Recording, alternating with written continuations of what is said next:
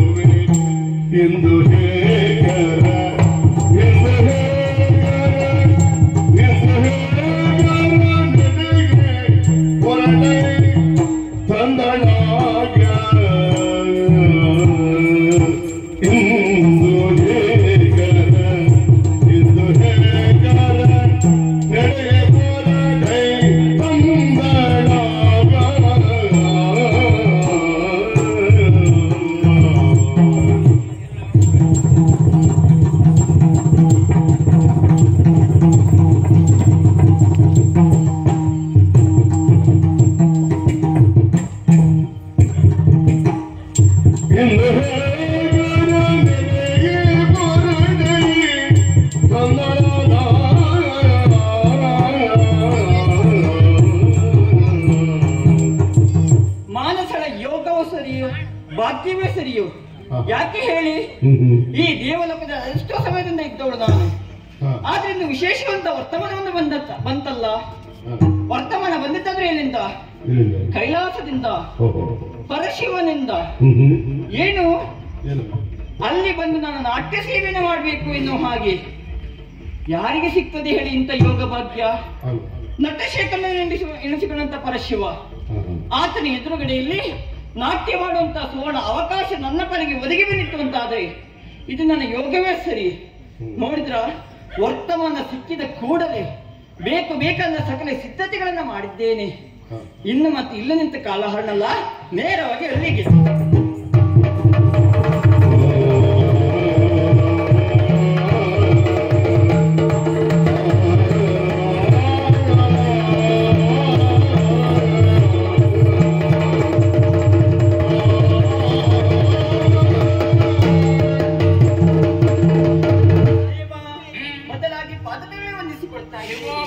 ನೋಡಿ, ನಿಮ್ಮ ಕರೆಗೆ ಹೋಗೊಟ್ಟು ಓಡಲಿ ಬಂದಿದ್ದೇನೆ. ದೇವ ಅನುಗ್ರಹಿಸಬೇಕು. ಶಿವೋಗಲಿ. ಹರಗೆರೆ ದೇವ ಚರಣ ಜರಗದ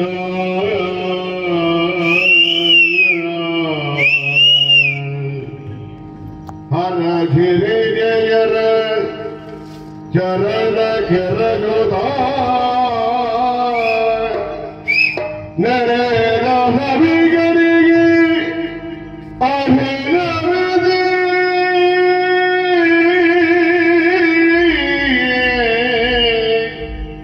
ನೇದ ಸಭಿಗರಿಗೆ ಅಭಿನವದೆ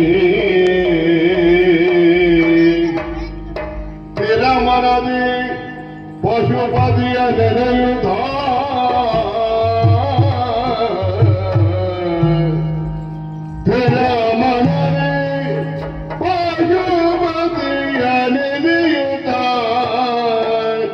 ನಾಟ್ಯವ ಕೈಗಳು ಮಾನಸ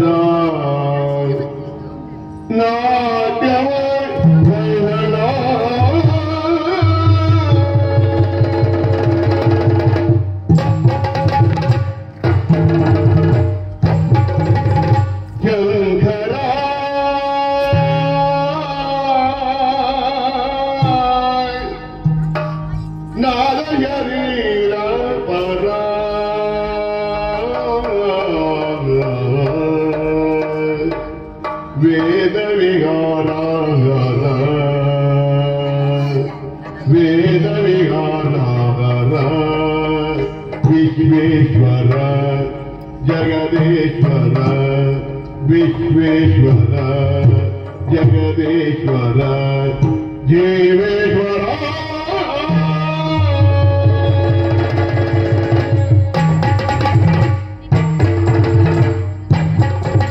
ಶಂಕರ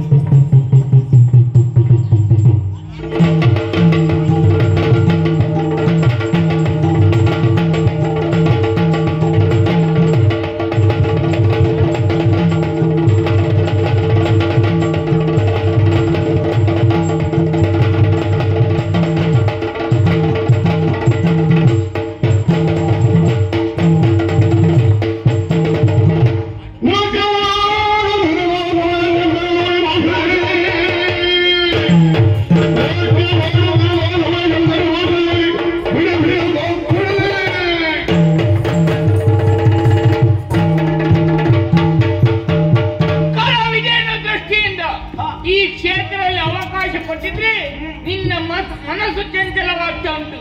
ನಿನ್ನಂತವಳನ್ನು ಹೀಗೆ ಬಿಡ್ತೇನವಾಗಿ ಭಾವಿಸ್ಕೊಂಡಿದ್ದೀಯೋ ನಿನಗೆ ಕೊಡ್ತೇನೆ ಶಾಪ.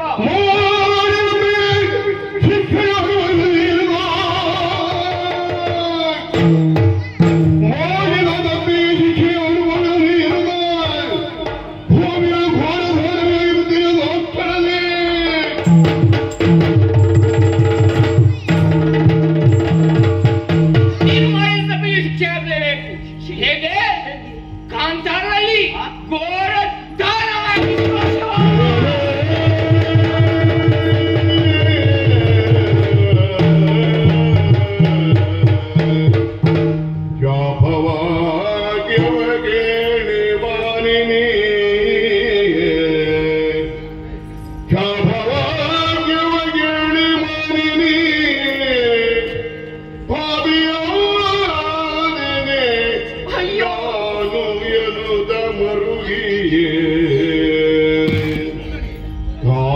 ಬಿಡಿಯುತ್ತ ಶಿವಗೆ ಕಾಲ್ಬಿಡಿಯುತ್ತ ಶಿವನಿಗೆ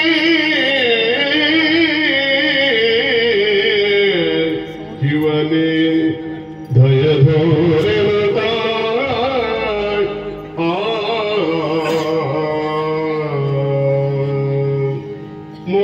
ಮುಗಿಲಾಗೇಕಿಂತು ಶಿವನೇ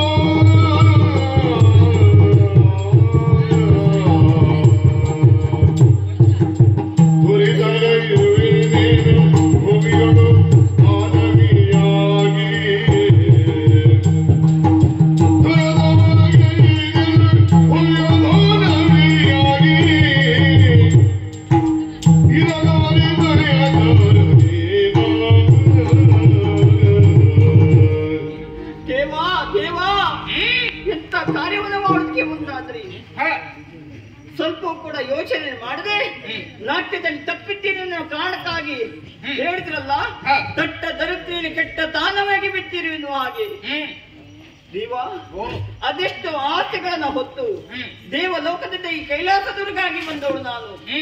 ಕಾರಣ ನಟ ಶೇಖರ ಎನಿಸಿಕೊಂಡಂತ ನಿನ್ನ ಎದುರುಗಡೆಯಲ್ಲಿ ನಾಟ್ಯ ಮಾಡುವುದೇ ನನ್ನ ಯೋಗ ಭಾಗ್ಯ ಎನ್ನುವಾಗಿ ತಿಳಿದುಕೊಂಡು ಇಲ್ಲಿವರೆಗಾಗಿ ಬಂದವಳು. ಆದ್ರೆ ಇಂದು ನನ್ನ ಕನಸೆಲ್ಲವೂ ನುಚ್ಚು ನೂರಾಗಿ ಹೋಯ್ತು. ನಾಟ್ಯ ಮಾಡ್ತಿರುವ ಸಂದರ್ಭದಲ್ಲಿ ತಪ್ಪಿದ್ದೇನೆ ಎನ್ನುವ ಕಾರಣಕ್ಕಾಗಿ ಈ ರೀತಿಯಾಗಿ ಶಾಪವನ್ನು ಕೊಡೋದಕ್ಕೆ ಮುಂದಾದ್ರೆ ತಂದೆ ಮಕ್ಕಳಾದವರು ತಪ್ಪನ್ನ ಮಾಡ್ತಾರೆ. ತಂದೆ ತಾಯಿಯಾದವರನ್ನು ಶಿಕ್ಷೆ ಕೊಡಬೇಕು, ಆದ್ರೆ ಯಾವತ್ತದ ಶಿಕ್ಷಣ ರೂಪದಲ್ಲಿ ಇರ್ಬೇಕಂತೆ. ಆದ್ರೆ ಸ್ವಲ್ಪ ಕೂಡ ಯೋಚನೆ ಮಾಡಿದ್ರೆ ಇಂಥ ಘೋರ ಶಿಕ್ಷೆಯನ್ನು ಕೊಟ್ಟು ಬಿಟ್ರಲ್ಲ ದೇವ. ದಟ್ಟ ದರಿದ್ರದಲ್ಲಿ ದಾನವಿಯಾಗಿ ಹೇಗೆ ಜೀವನ ಮಾಡಲಿಕ್ಕೆ ಸಾಧ್ಯ ಉಂಟು? ದೇವಲೋಕದ ಅದೆಷ್ಟೋ ಸುಖದಿಂದ ಕಾಲವನ್ನು ಕಳೆತಿದ್ದವು ನಾನು. ಅರಿಯದೆ ಮಾಡಿದ ತಪ್ಪಿಗೆ ಅರಿತಂದು ಪರಿಹಾರ ಎನ್ನುವಾಗಿ ಹೇಳ್ತಾರೆ. ತಿಳಿಯದೇನೋ ಇಂಥ ಕೃತ್ಯವನ್ನೇ ಎಸಗಿಬಿಟ್ಟೆ. ನಾನು ಮಾಡಿದ ತಪ್ಪಾಯ್ತು. ಶಾಪದ ವಿಮೋಚನೆ ಹೇಗೆ ನನ್ನನ್ನು ಅನುಗ್ರಹಿಸಬೇಕು ದೇವ, ಅನುಗ್ರಹಿಸಬೇಕು. ಉಂಟಾ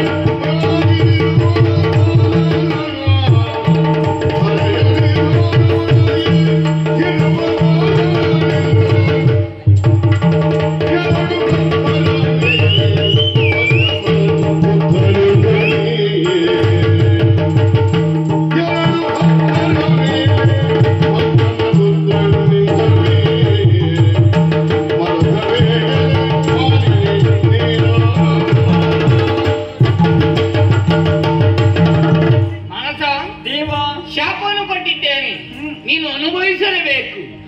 ಧರೆಯಲ್ಲಿ ಬಿದ್ದಿರುವ ಸಂದರ್ಭದಲ್ಲಿ ನಿನಗೆ ಒಳ್ಳೆಯ ಹುಡುಗನ ಜೊತೆಗೆ ಮದುವೆ ಆಗ್ತದೆ. ಮದುವೆಯಾಗುವುದು ಮಾತ್ರವಲ್ಲ, ಮತ್ತೆ ಆತನಿಂದಲೇ 24 ಮಕ್ಕಳಿಗೆ ತಾಯಿಯನ್ನು ಎನಿಸಿಕೊಳ್ತೀಯ. 25ನೇ ಮಗುವಿಗೆ ಜನನ, ನಿನ್ನ ಪಾಲಿಗೆ ಶಾಪ ವಿಮೋಚನೆ ಆಗ್ತದೆ.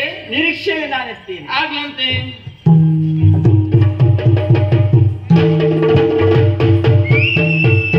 ಪಾರ್ವತಿ, ನಾವು ಏನೇ ಕೆಲಸ ಮಾಡಿದ್ರು ಅದಕ್ಕೊಂದು ಕಾರ್ಯ ಅಂತ ಇರ್ತದೆ. ಹೌದಪ್ಪ. ಇವಳಿಂದಲೇ ಲೋಕದಲ್ಲಿ ಏನೋ ಒಂದು ಹೊಸತನವನ್ನು ನೋಡ್ಲಿಕ್ಕೆ ಸಾಧ್ಯ ಉಂಟು, ಆಡ್ಲಿಕ್ಕುಂಟು. ಅದಕ್ಕಾಗಿ ನಾವು ಈ ಕೈಲಾಸಗಿರಿಯಲ್ಲಿ ಇದ್ದು ಏನಾಗ್ತದೆ ಅನ್ನೋದಾಗಿ ನಿರೀಕ್ಷೆಯಲ್ಲಿ ನಾವಿರೋಣ.